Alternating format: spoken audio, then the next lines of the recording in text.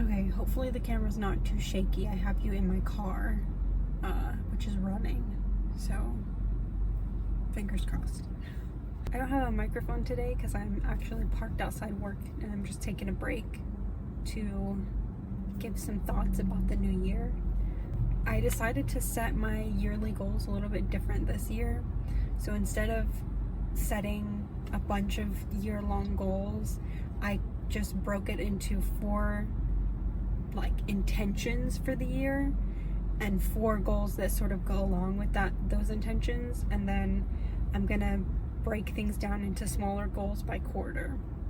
So it's a little bit different than the way I've done it in the past. In the past, I really go into a lot of detail with my year-long goals to the point that I make so many goals that are sort of dependent on each other that I don't know if I'll get to certain goals because I haven't hit the first goal, if that makes sense. And then the middle of the year will roll around and I can't really reach certain goals because I haven't reached the goal that leads into them. So then by the end of the year, I have this long list of goals that feels really unattainable. So like I said, I wanted to do things a bit differently this year, and I came up with 4 overall intentions for the year that aren't really things I can check off a list. It's more, this is the intention, and when I'm setting goals for the quarter and reflecting on, months as they go by, these are the intentions that I'm going to come back to sort of reframe my goals. So the 4 intentions are: 1, write more; 2, build community/friendships; 3, explore new hobbies; and 4, save money. So like I said, I picked really broad things that aren't really, some of them aren't really measurable. It's hard to say write more, okay, more than what? But the goal there, the intention there is just when I'm setting goals, that will help me refocus. Okay, set goals about writing because that's one thing that we want to do more of. Based on those intentions, I have 4 year-long goals that are more measurable and concrete. These are things I can actually check off. So that would be max my IRA, read 24 books, do 1 uncomfortable thing a month to try to make friends, and write 100 times or 100 days. So that might not seem like a lot of goals, but these are like the big picture things that I want to focus on, and then in each quarter I'm breaking them down further. So I think maxing my IRA and reading 24 books are pretty straightforward. Those are things that are very measurable and easy to check off. The other 2 goals, while they're still measurable, I kind of want to dive a little bit more into them. So starting with the 1 uncomfortable thing a month, that is something that I am purposely leaving really flexible because I don't want to commit myself to, say, go to a certain club that I've never been to before for the rest of the year. I kind of want it to be something where I can try something new each month, see what I like and what sticks, and then if I like something, I can keep doing it till it becomes comfortable, and then it wouldn't count anymore towards doing one uncomfortable thing, and then I can add something else in that's a little bit uncomfortable. And the goal with this is just to expand what I do to make friends. Most of my close friends are not in the city that I live in, so I'd like to make friends and build a community of people in the city that I live in. It's not gonna happen unless I push myself out of my comfort zone, because I'm very much in a comfort zone of going to work, going home, and not really doing a lot outside of that. So it's hard to meet new people and build community if I'm not pushing myself to do those things. So yeah, that's sort of my thinking with that goal. And then the other goal I wanted to dive more into is the write 100 times or 100 days. So I phrased it as times/days because when I say write 100 days, I don't mean write 24 hours 100 times. That's not what I mean. What I mean is, out of the 365 days in a year, I want to be writing 100 of those days. And that might not sound like a lot, but for somebody who's gotten completely out of the practice and just had a really big writing slump, I think that's flexibility that I can deal with right now. I don't want to set a super rigid goal of write every day. I don't want to even say, okay, write X amount of days a week, because I want to keep it really flexible and open to keep the pressure off. Because I think something that was happening this past year is that I was just putting too much pressure on myself to write constantly, or write well, or write a certain thing. And it's like, some days I would really be in the mood to write, but I would feel this pressure of like, oh, it has to live up to all these expectations, or oh, I have to write X amount of words. And it would just completely deflate me and make me just not even try writing. So I'm keeping this one super, super open and flexible.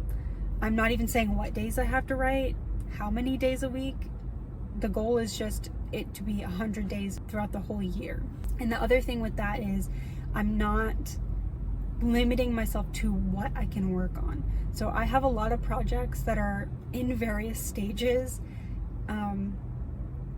And depending on the day, honestly, I will feel more drawn to one or another. And while I'm not necessarily bouncing back and forth every day, I do tend to work on something for like, a few weeks at a time.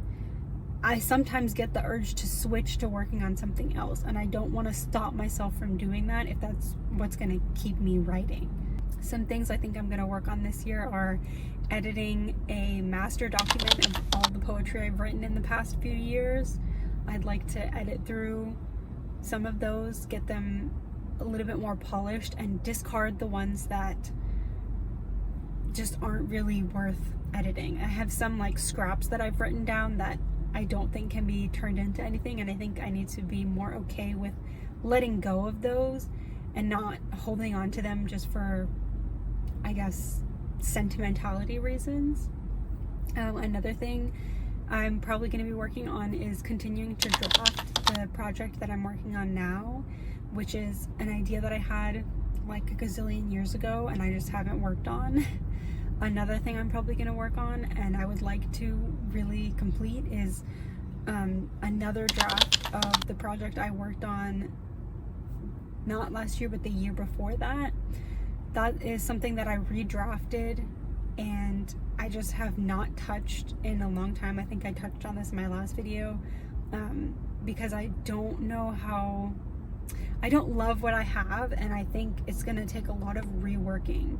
And I think I've been intimidated by that. And also, I think I'm not super clear on my characters, and it's making me question the themes and everything. And I just feel like I need to gain more clarity on that before I can proceed with another draft. And I think I've been shying away from that because part of me has felt like if it doesn't just come super naturally and click into place, then maybe it's not worth trying. And I don't think that's a fair, I think any book takes a lot of work, and I think it's not fair to myself to get really down on my work just because it's taking a lot of effort. I don't think that it's going to be easy no matter what. So I don't want to shelve this and say, oh, I'll wait for something that feels easier or feels more natural to come along, because I don't think that's necessarily how things work. At the same time,